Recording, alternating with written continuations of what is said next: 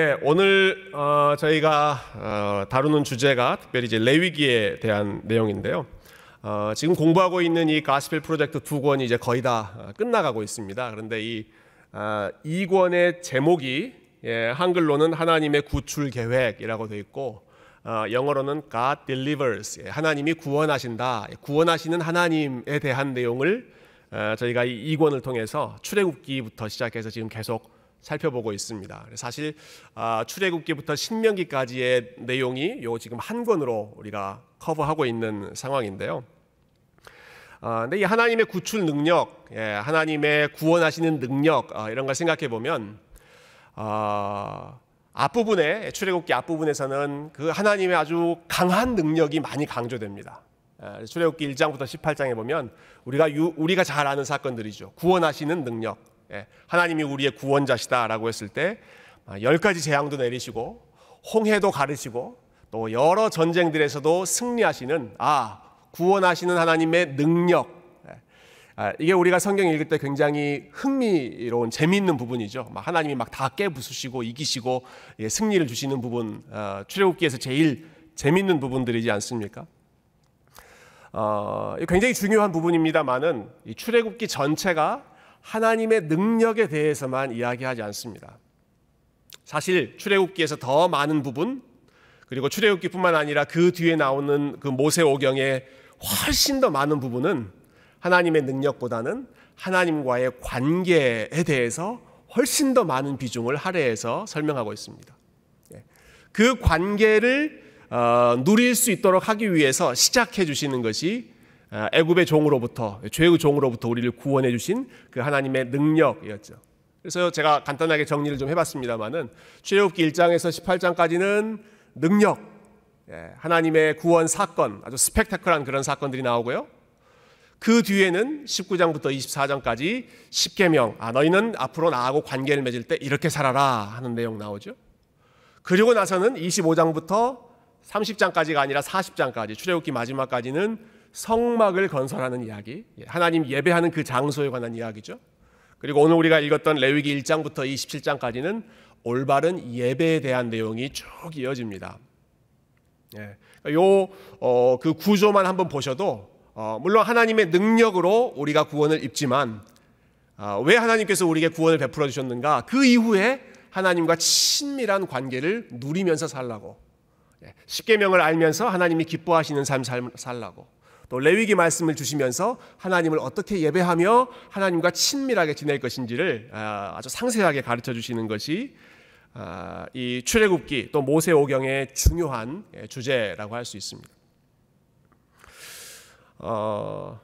우리가 지난주에 우리 아이들하고 같이 예배 드릴 때 성막 짓는 이야기, 성소에 대한 이야기를 함께 보았습니다. 출애굽기 25장 8절에 보시면 하나님이 모세에게 이렇게 말씀하셨잖아요. 내가 그들 중에 거할 성소를 지어라. 성소, 성막. 근데 성막의 목적이 왜 지으라고 하시죠? 내가 그들 중에 거할 것이기 때문에 내가 그들과 함께 살 성막을 지어라. 거기서 내가 너희들을 만나고 너희하고 교제하겠다 말씀하시는 것입니다. 자, 그렇게 해서 성막을 이스라엘 백성들이 열심히 지었습니다. 우리 지난주의 내용에서 이제 오늘 내용으로 이어지는 거예요. 열심히 성막을 지었습니다. 하나님을 만날 수 있는 그러한 장소, 공간 만들었습니다. 그래서 출애굽기 마지막 장 40장, 이제 출애굽기의 결론에 도달하면 성막이 다 끝났다 하는 내용이 나오죠. 구름이 회막에 덮이고 여호와의 영광이 성막에 충만했다. 아까 성막은 뭐 하는 장소라고요? 내가 너희 가운데 거할 장소, 내가 너희를 만날 장소. 그래서 그 성막을 또 다른 말로 회막, tent of meeting이라고 부르기도 했습니다. 만나는 장소다, 만나는 텐트다라고 해서 그렇게 하는 거죠. 여러분, 이게 이제 출애굽기 40장의 제일 마지막 부분입니다. 성막에 대한 계획을 말씀하셨고 이스라엘 백성들이 열심히 헌신해서 성막을 다 완공했습니다. 완공. 그래서 지금 그림에 보이는 것처럼 구름이 덮였다라고 하는 것은 지금 하나님이 그 가운데 충만하게 임재하셨다라는 것이죠. 하나님이 그곳 가운데 오셨다. 이스라엘 백성들과 함께 살기 위해서, 만나기 위해서 오셨다. 자, 출애굽기의 결론. 그러면 그 다음에 어떤 내용이 이어질 것인가? 여러분 보통 동화책을 보면 동화책 제일 마지막 페이지에 거의 일반적으로 나오는 그 문장이 있습니다. 동화책, 아름다운 동화책 보면 항상 결론이 어떻게 돼요? They lived happily ever after 이렇게 됩니다. 그들은 행복하게 살았다. 그 후로 오랫동안 그들은 행복하게 살았다. 자, 여러분 성막이 다 지어졌습니다.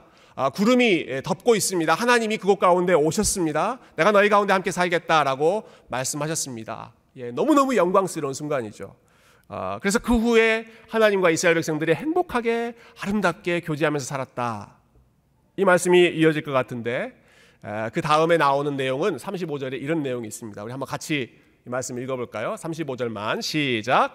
모세가 회막에 들어갈 수 없었으니 이는 구름이 회막 위에 덮이고 여호와의 영광이 성막에 충만함이었으며. 하나님이 오셨어요. 하나님이 성막 가운데 임재하셨어요. 하나님이 지금 가득히 그 공간을 채우고 계세요. 그 다음에 나오는 내용이 뭐예요? 모세가 어떻게 했다? 모세가 회막에 들어갈 수 없었다. 여러분 성막을 지은 목적이 뭐였습니까? 하나님이 이스라엘 백성들과 함께 만나기 위해서였습니다. 만나기 위해서, 같이 거하기 위해서, 살기 위해서 오셨습니다. 그래서 열심히 만들었습니다. 하나님이 그곳 가운데 오셨습니다.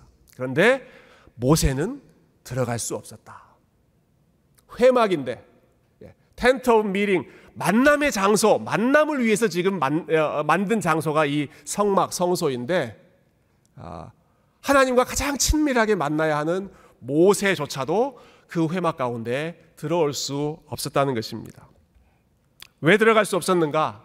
이는 하나님의 영광, 하나님의 거룩하심이 너무 그곳을 가득하게 채우다 보니까 이스라엘 백성 중에 가장 거룩하고 가장 완벽한 사람이라고 하는 그 모세조차도 그 안에 들어갈 수 없는 일종의 아주 아이러니한 상황이 펼쳐지는 것이죠.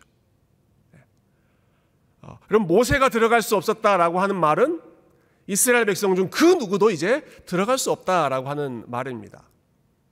이 상황을 생각해 보면 참 역설적이에요. 하나님이 이스라엘 백성들을 만나기 위해서 오셨는데 그들이 하나님을 만나지 못하는 그런 일종의 텐션, 긴장 관계가 있는 것이죠. 제가 신학교에서 이제 성막에 대해서 배울 때 우리 교수님 한 분이 이제 설명하시면서 사용하셨던 그 단어가 그때 너무 어려운 단어여서 기억이 생생하게 납니다. 이 단어를 쓰였어요. 이 성막의 중요한 주제가, 키워드가 accessibility and inaccessibility 이렇게 설명을 하시더라고요. 한편으로는 accessible, 접근 가능한 곳이 성막인데 하나님이 오셨잖아요. 그 시내산 위가 아니라 그 이스라엘 백성들이 거하는 그곳으로 하나님이 가까이에 오셔서 함께 거하려고 오셨기 때문에 하나님 앞에 가까이 나아갈 수 있는 액세서블한 그러한 지금 상황이 마련됐는데 동시에 다른 한편으로는 inaccessible, 심지어는 모세조차도 하나님 앞에 가까이 갈 수 없는 그러한 거룩하신 하나님과 죄인된 인간 사이에 장벽이 여전히 있었다라고 하는 것입니다. 여러분 바로 이런 긴장의 상황을 깨트리면서 레위기가 시작됩니다. 이게 지금 출애굽기 마지막이잖아요. 하나님이 오셨다. 그런데 모세는 들어가지 못했다. 그리고 나서 나오는 것이 레위기 1장, 바로 그 출애굽기의 마지막 그 이어지는 내용인데요. 우리 1장 1절 말씀 다시 한번 같이 읽어보십시다. 레위기 1장 1절입니다. 시작. 여호와께서 회막에서 모세를 부르시고 그에게 말씀하여 이르시되. 여러분 레위기의 첫 말씀이 하나님께서 회막에서 모세를 부르셨다라는 말씀입니다. 왜 부르셨을까요? 들어갈 수 없으니까. 도저히 하나님의 그 영광, 거룩하심에 압도되어서 모세 자신의 의로움, 자신의 삶으로는 도저히 그 하나님 앞에 가까이 나아갈 수 없기 때문에 하나님께서 초대해 주시는 것입니다. Come, 와라. 두려워하지 말고 나에게 와라 하고 하나님이 초청해 주시는 것. 여러분 이것이 우리가 하나님을 예배할 수 있는 근거입니다. 하나님이 우리를 불러주셔야 우리가 아무리 제 발로 시간을 기억해서 이곳에 나왔다고 하더라도 하나님이 우리를 불러주셔야, 우리가 아까 찬양할 때 참 그런 찬양 많이 했잖아요. 날 오라 하심은 하나님께서 나에게 오라라고 우리를 불러주신다는 거예요. 누구 안에서? 예수 그리스도 안에서, 그분의 보혈 안에서 죄인들을 불러주시기 때문에, 그래서 우리가 하나님을 만날 수 있는 그 예배가 가능하다. 여러분, 우리가 예배를 드릴 때 주보에 보시면 저희 예배의 항상 첫 순서는 Call to Worship이라고 되어 있습니다. 예배로의 부름, 예배로 부른다 하는 겁니다. 예배로 부른다. 이 시간은 하나님이 예배하러 나온 모든 저와 여러분을 하나님의 영광의 보좌로 부르시는 시간입니다. 하나님이 우리를 부르신다. 물론 우리가 이미 지금 예배드리기 위해서 이 자리에 앉아 있죠. 시간이 몇 시죠? 하도 예배 시간이 많아지니까 8시, 9시 45분, 11시 반 그 시간에 우리가 시간 맞춰서 앉아 있죠. 그런데 앉아 있는 것 자체로 우리가 예배를 시작할 수 있는 것이 아니라 하나님께서 저와 여러분을 말씀으로 come to me, 수고하고 무거운 짐진 자들아 다 내게로 오라, 하늘의 영광의 보좌 안으로 올라오라, 예수 그리스도 안에서 그분의 보혈을 힘입고 너희들이 오라. 하나님이 예배로 부르실 때, 마치 모세를 하나님께서 부르셨던 것처럼 부르실 때 저와 여러분이 예배를 드릴 수 있습니다. 오늘 이 레위기를 통해서 좀 예배에 대해서, 예배 신학에 대해서 좀 같이 배우고 우리의 예배의 마음을 좀 점검했으면 좋겠는데요. 지금 그러면 하나님이 누구를 부르시는가 하는 부분도 굉장히 중요한 내용입니다. 우리 2절 앞에 있는 말씀 2절 한번 같이 읽어보십시다. 시작. 이스라엘 자손에게 말하여 이르라 너희 중에 누구든지 여호와께 예물을 드리려거든. 1절에서는 하나님께서 모세를 부르셨어요. 근데 하나님께서 예배의 자리로 모세만 부르신 것이 아니라 모든 사람들을 다 부르셨습니다. 누구든지 예물을 드리려거든. 예물 드린다는 것은 지금 예배한다는 거잖아요. 누구든지 나에게 올 수 있다라고 하는 것입니다. 여러분, 여기서 참 중요한 부분은요, 모세를 통해서 지금 하나님이 전달해 주시는 거잖아요. 근데 이스라엘 자손에게 말하여 일러라, 이렇게 디렉션을 주십니다. 이 책이 레위기이기 때문에 레위기 하면 우리가 일반적으로 하나님을 예배하는 일에 전념했던, 봉사했던 레위 사람들에게 주시는 예배의 매뉴얼이다, 이렇게 생각하는 경향이 좀 있습니다. 레위기, 레위 지파 사람들한테 필요한 책이구나 인 줄 알았는데, 레위기를 딱 열자마자 나오는 말씀은 이스라엘 자손에게 말하여 이르라 라고 합니다. 레위 지파에게 이렇게 하라고 얘기해라, 이런 말씀을 하시는 것이 아니라 모든 이스라엘 자손들, 모든 지파 사람들에게 너희는 앞으로 예배할 때 이렇게 하라 라고 말씀하신다는 것이죠. 누구든지. 그래서 이 2절 말씀을 통해서 우리가 또 확인할 수 있는 원리는, 이 레위기가 레위 지파에게만 주시는 말씀이 아니라 모든 사람에게 주시는 말씀이다라고 하는 것이고요. 그리고 레위기 우리가 다 읽진 않았지만 레위기에 보면 하나님께 제물로 드릴 수 있는 그 동물들의 종류가 아주 다양하게 나옵니다. 어떤 사람은 소로 드리고, 어떤 사람은 양으로 제물을 드리고, 어떤 사람은 염소로 드리고, 어떤 사람은 비둘기로 드리고, 어떤 사람은 곡식으로 하나님 앞에 제사를 드릴 수도 있다. 왜 이렇게 다양한 그런 종류들을 하나님 말씀하셨을까요? 소가 없다고 나는 예배 못 드려, 그런 말 하지 말고, 난 양이 없으니까 예배 못 드려, 그런 말 하지 말고, 비둘기로 드려도 좋고 곡식으로 드려도 좋고, 그것도 없으면 그냥 몸으로 그냥 나와서 같이 예배를 드려도 좋고, 재물의 많고 적음, 혹은 재물의 비싸고 싸고 하는 그러한 것 때문에 예배를 드리는데 장벽이 생기지 않도록 누구나 다, 어느 누구도 예외 없이 하나님을 만날 수 있고, 그리고 하나님을 만나야 한다라는 것입니다. 소를 드릴 수 있는 부자들만 하나님 만나는 것이 아니라 양이든 염소든 곡식이든 모든 사람들이 다 하나님을 만나야 한다라는 것이죠. 자, 3절 말씀 잠깐 생각해 봅시다. 우리 3절 굉장히 중요한 구절인데요. 한번 같이 읽어볼까요? 시작. 그 예물이 소의 번제이면 흠없는 수컷으로 회막문에서 여호와 앞에 기쁘게 받으시도록 드릴지니라. 우리가 시간 관계상 이제 소로 제물을 드리는 그것만 좀 살펴봤습니다만은 그 외에 소 대신에 이제 다른 것들도 여러분 그 다른 동물들로 이제 대체하셔도 됩니다. 종류는 뭐든지 상관없습니다. 양으로 드리든 뭐 염소로 드리든 상관없지만 그러나 하나님께서 한 가지 분명하게 강조하신 것이 있는데 그것은 흠 없는 것으로 드려라 라는 것입니다. 제물을 드릴 때 소든 양이든 염소든 흠 있는 것, 집에서 키우는 것들 중에 좀 비실비실한 거 그거 말고 흠 없는 것, 좋은 것, 건강한 것으로 하나님 앞에 드리라 말씀하셨습니다. 흠 없는 것, 흠 없는 수컷이라고 해서 뭐 남자들만 드린다 이거 아닙니다. 나중에 보면 뭐 암컷 얘기도 나오니까요. 주로 이제 수컷이 대표성을 많이 가지고 있었기 때문에 일반적으로 제물로 많이 사용했지만 중요한 것은 흠이 없는 제물을 가지고 오라라고 하는 것입니다. 여러분 집에서 키우는 것 중에 흠 없는 제물을 가지고 오려면 반드시 해야 하는 일이 집에 있는 키우는 그 동물들 중에 흠이 있는 것인가 없는 것인가 하는 것을 미리 살펴보는, 아침에 눈 떠서 오늘 제사 드리는 날이네, 아무거나 급하게 눈에 보이는 것 끄집고 가서 딱 갔는데 다리를 절거나 뭐 눈이 안 보이거나 하는 그런 문제가 생기면 흠 있는 제물, 하나님이 받지 않으시는 제물이잖아요. 그러니까 흠 없는 제물 가지고 오려면 어떻게 해야 돼요? 미리 집에서 준비하고 살펴보고 이게 흠이 있는지 없는지를 점검하는 작업이 제사장 앞에, 회막 앞에 나오기 전부터 그 예배를 준비하는 일이 있어야 한다라고 하는 것입니다. 누구든지 하나님 앞에 나올 수 있지만 아무렇게나 나와서는 안 된다는 것이죠. 준비된 마음으로 나오라 하는 것입니다.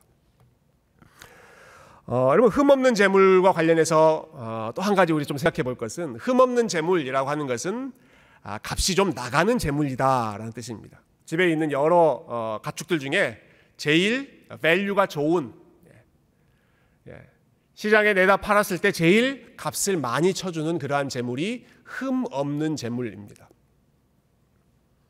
이걸 좀 더 다시 생각해 보면 그 제물은 좀 아까운 제물입니다. 아까운 제물, 값이 좀 많이 나가는, 다른 것 중에 제일 값이 좀 덜 나가는 그러한 제물 가지고 오지 말고 흠 없는 제물, 하나님 앞에 가장 좋은 것으로 값이 나가는 제물로 하나님 앞에 예배하러 나오라라고 하는 것이죠.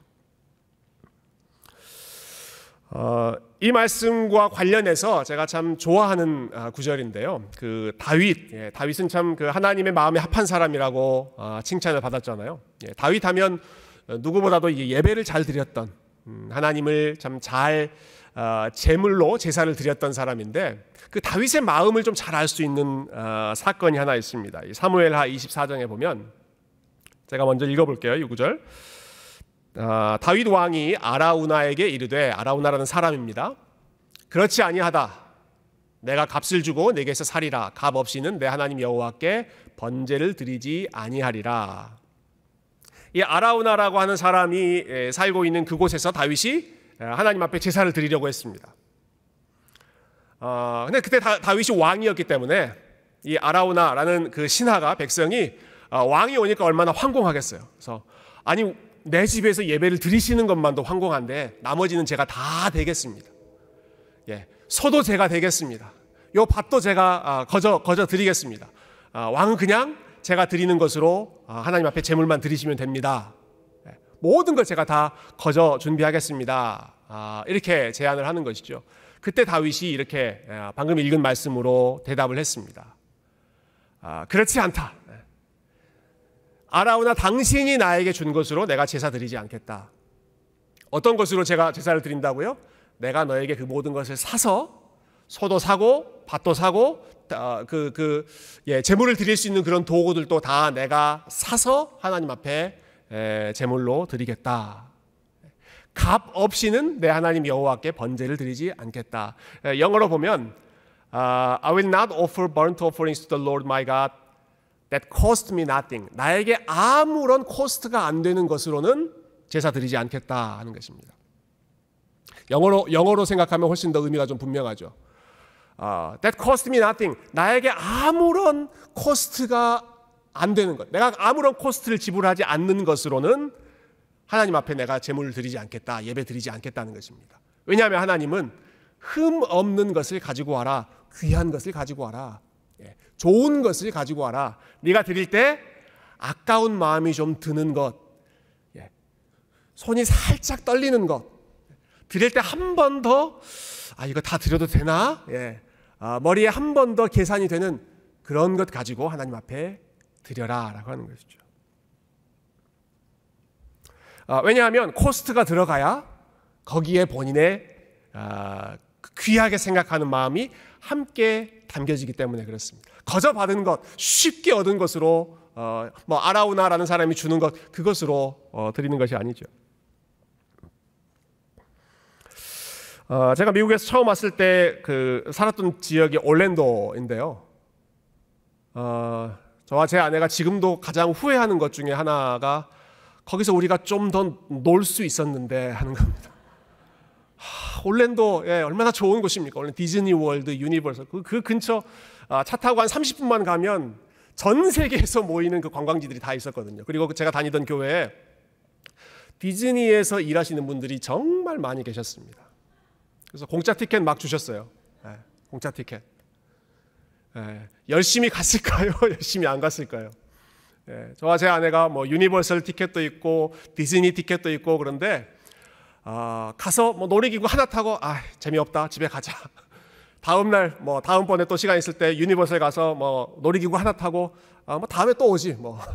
계속 그렇게 그 시간을 풀리 인조하지를 못했습니다. 그러다가 제가 필라델피아 가서 이제 저희 아이들 3명 데리고 나중에 올랜도 한번 여행 간 적이 있는데요. 처음에는 3명, 그 다음에는 4명 데리고 한 사람의 그 티켓 값 아시죠, 여러분? 티켓 값을 다 지불하고 들어갔을 때에는 아침 일찍 들어가서 아이들은 피곤해서 쓰러질 지경인데 더 놀아야 돼. 너희들 더 놀 수 있어. 끝까지 마지막 문 닫고 저희가 나왔습니다. 왜 그랬을까요? 제 돈이 들어갔기 때문에 그렇습니다. 비싼 돈 주고 들어갔기 때문에 최대한 여기서 할 수 있는 것 우리가 다 해야 된다는 거죠. 쉽게 얻은 것은 귀한 마음이 들지 않습니다. 아라우나가 거저 준 것, 다윗의 생각에 이것으로는 내가 하나님 앞에 드리는 나의 정성 표현할 수 없어 라고 생각한 것이죠. 그래서 중요한 것으로, 아까운 것으로 하나님 앞에 드렸던 것입니다. 지금은 이제 많이들 이제 현장 예배로 복귀하셨는데요. 우리가 온라인 예배를 드리다가 현장 예배로 바뀌면서 아마 처음에 좀 힘들어하는 분들이 아마 많이 계셨던 것으로 알고 있습니다. 가정에서 온라인 예배 드릴 때는 예배 5분 전에 눈 뜨고 잠깐 씻고 할 수 있잖아요. 근데 그때 한참 이제 온라인 예배에서 현장 예배로 저희가 전환할 때 몇몇 우리 여자 집사님들이 주일날 교회 나오는 게 이렇게 준비가 많이 필요한 건지 몰랐습니다. 그런 얘기 하시더라고요. 화장하는 것도 준비해야 되지, 옷 입는 것도 준비해야 되지, 왔다 갔다 시간 아이들 챙겨서 오는 것도 준비해야 되지, 굉장히 많은 것을 준비해서 오는, 그게 이제 현장 예배를 드리는 수고로움, 번거로움이죠. 저는 그렇기 때문에 그 준비하는 가운데 하나님의 은혜를 사모하고 예배를 준비하는 것이 더 잘 담길 수 있다라고 생각합니다. 쉽게 편하게 드리는 것이 아니라 어렵지만 사실 1시간 20분 정도의 그 예배를 드리기 위해서 오가는 차편 준비하는 거 생각하면 그 훨씬 더 많은 시간을 그 준비하는 데 드리지만 그러나 그 준비 안에, 그 준비하는 가운데 우리의 마음이 함께 들어가기 때문에 That cost me something. 우리에게 뭔가 아까운 것, 아까운 시간, 아까운 물질, 아까운 에너지, 그것으로 하나님 앞에 드리는 것이 우리 하나님이 기뻐 받으시는 예배라는 것이죠. 마지막 내용 좀 간단하게 살펴보도록 하겠습니다. 여러분, 예배 후 과정을 보면요, 레위기 1장 4절부터 9절의 내용을 제가 쭉 여기 이제 인용해 놓았는데요. 이 번제를 드릴 때 과정을 보면 역할이 구분되어 있습니다. 제가 여기 색깔로 구분을 했습니다. 그는이라고 하는 사람이 하는 역할과 아론의 자손 제사장들이 하는 역할이 구분되어 있습니다. 그는이라고 하는 사람은 어떤 사람일까요? 그는은 본인이 아까 그 흠없는 재물을 골라서 가지고 온 사람입니다. 그러면 그 사람이 뭘 하는가? 그는 번제물의 머리에 안수해서 원래는 내가 죽어야 하는데 내 죄를 네가 다 가지고 가고 이 짐승이, 소가, 양이 죽는다 하는 것을 안수하는 거죠. 자, 그 다음에 그는 여호와 앞에서 그 수송아지를 잡을 것이요. 잡는다는 것은 이제 죽인다라고 하는 것이죠. 태워서 죽이려고 죽이는 것인데요. 이 일을 누가 합니까? 그 사람이 합니다. 가지고 왔던 사람이 합니다. 그리고 나면 아론의 자손 제사장들은 잡은 그 짐승에서 떨어진 피를 가지고 뿌리는 일을 제사장이 하죠. 그 다음에 또 그는으로 시작하죠. 그는 번제물의 가죽을 벗기고 각을 뜰 것이요. 각 뜬다는 것은 조각을 낸다는 것이죠. 잘 탈 수 있도록 조각 내는 거예요. 이 일을 하는 사람이 누굽니까? 그 사람이 또 합니다. 그 사람이. 제사장이 짐승만 가지고 오면 제사장이 짐승도 잡아주고 각도 떠주고 가죽도 다 벗겨주고 피도 뿌려주고 제물도 태워주고 하는 것이 아니라 제사장이 하는 역할은 굉장히 제한되어 있고 더 많은, 여러분 이 레위기 1장에서 보면 이 제사를 한번 드릴 때 어떤 사람이 더 바빴겠습니까? 그가 정말 바빴습니다. 그 사람이 제일 바쁜 사람입니다. 제사장이 바쁜 게 아니라 그 사람이 잘하고 있는지를 제사장은 감시하고 감독하고, 그 사람이 안수도 하고 짐승도 가지고 오고 그 짐승을 죽이기도 하고 씻기기도 하고 가죽을 벗기고 잘 탈 수 있도록 준비하는 그 모든 과정을 바로 그 사람이 한다 하는 것이죠. 그때 그 분위기도 여러분이 충분히 짐작하실 수 있을 것 같아요. 이 사람 한 사람이 이 제사를 드릴 때, 예배를 드릴 때 얼마나 많은 에너지가 거기에 들어가고 또 그 동물을 잡을 때 얼마나 그 생생한 그러한 현장감이 있었을지를 우리가 충분히 짐작할 수 있는데요. 이 구약 성경을 연구하는 학자들 중에 세계적인 학자입니다. 고든 웬함이라고 하는 분이 이 레위기 주석을 쓰면서 이 부분에 대해서 설명을 하셨는데 굉장히 시사하는 바가 컸습니다. 제가 한번 읽어볼게요. 레위기의 제사에 비하여 현대의 교회 예배는 너무 무기력하고 둔감하다.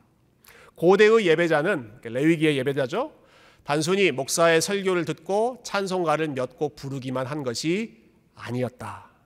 고대의 예배자는 어떻게 했는가? 그는 예배에 적극적으로 참여했다. 그는 자기 소유의 가축에서 흠없는 짐승을 선택하고 짐승을 성소로 가져오고 짐승을 죽이고 자신의 손으로 각을 뜨고 그런 다음 눈앞에서 짐승이 불에 타 연기를 따라 올라가는 것을 지켜봐야 했다. 그는 이 행위를 통해 무척 중요한 일이 이루어졌다는 것을 확신했고 이 제사가 자신과 하나님의 관계에 깊은 영향을 주었다는 사실을 알았다. 그러니까 예배 때 정말 바빠야 하는 사람은 어떤 사람입니까? 그가 바빠야 됩니다. 그가. 제사장이 바빠야 하는 게 아니라 그 사람, 예배에 오는 그 예배자 한 사람 한 사람이 바빠야 한다는 거죠.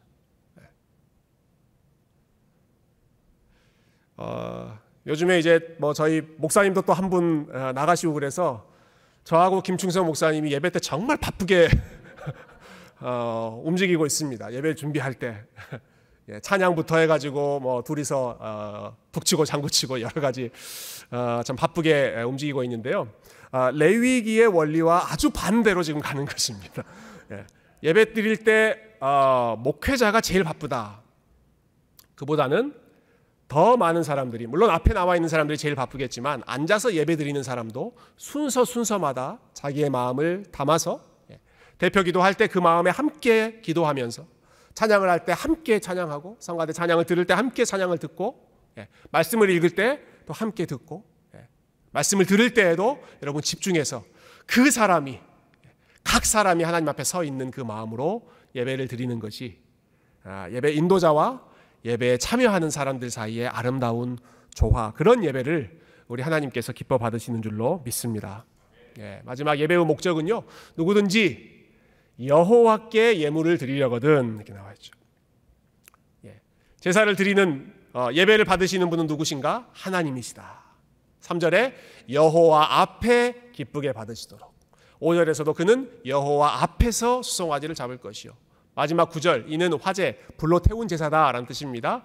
여호와께 향기로운 냄새니라. 그러니까 계속해서 강조하는 것이 이 제사는 누구를 위한 제사다? 여호와 하나님을 위한 제사다. 하나님께 드리는 제사고, 하나님이 기쁘게 받으셔야 하는 제사이고, 하나님께 향기로운 냄새가 되어야 하는 제사이지, 그 예배를 드리는 나 자신이 기쁘거나 나 자신의 만족, 그것이 우선적인 목적이 아니라는 것이죠. 전에도 한번 말씀 언급한 바가 있습니다마는 우리가 예배를 드리고 났을 때 항상 기억해야 할 질문, 좋은 질문은 오늘 예배 어땠어요? 서로 물어보는 것보다 오늘 예배가 하나님 보시기에 어땠을까? 우리 하나님께서 보시기에 오늘 말씀이, 오늘 찬양이, 우리가 드리는 기도가 어떤 모습이었을까? 얼마나 그 순서가 내 귀에, 내 눈에, 또 나의 느낌에 만족스러운 것이었는가 하는 것보다 우리 하나님께서 보시기에 잘 드려진 예배인가? 신령과 진정으로 진실된 마음으로 드려진 예배인가? 하나님이 모든 예배의 목적이고 주인공이라고 하는 사실.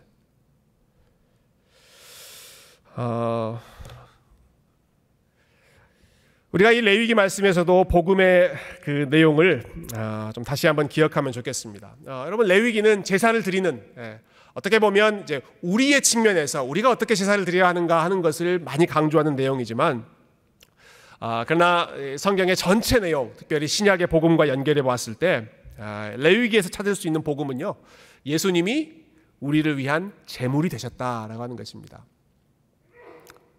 자, 제사를 받으셔야 하는 분이 친히 제물이 되어 죽으셨다라고 하는 것이죠.